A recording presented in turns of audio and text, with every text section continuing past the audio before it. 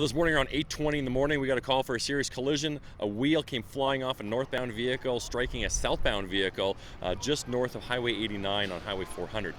The driver of that southbound vehicle, a 29-year-old woman from Barrie, Ontario, was taken by air ambulance to a trauma center in Toronto with serious injuries. Those injuries right now are non-life-threatening. So she was the lone occupant in that vehicle. The driver of the northbound vehicle, a male lone occupant in that vehicle as well.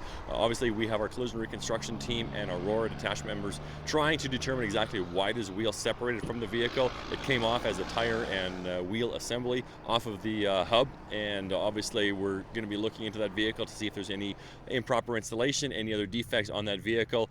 No charges have been laid at this time, but obviously we're going to be looking into when that tire had been installed, if it was installed properly, and whether or not there's any other issues that need to be identified on that vehicle. I don't know what lane the woman was driving in when she was struck by that tire. Obviously, when this is coming at her, closing at maybe 200 kilometers per hour or more, you really have very little time to react, if any time. By the time you realize you're on a collision course with that object, it's often too late. They really have no place to go, and they're really at the mercy of physics and where these vehicles and items are going to collide.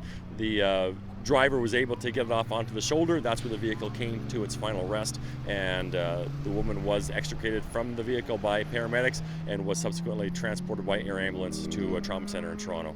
We are still looking for that tire and wheel assembly. We suspect it'll be somewhere north of the collision scene on the west side of Highway 400. Anyone that may have been traveling through here around 8:20 in the morning that may have dash cam, you may not even notice that wheel and tire in front of you, but your camera may have. So if you do have a dash cam, we would certainly appreciate anyone to go back and double check to see maybe they can provide some assistance in locating this tire and wheel, and obviously some video of the collision scene itself.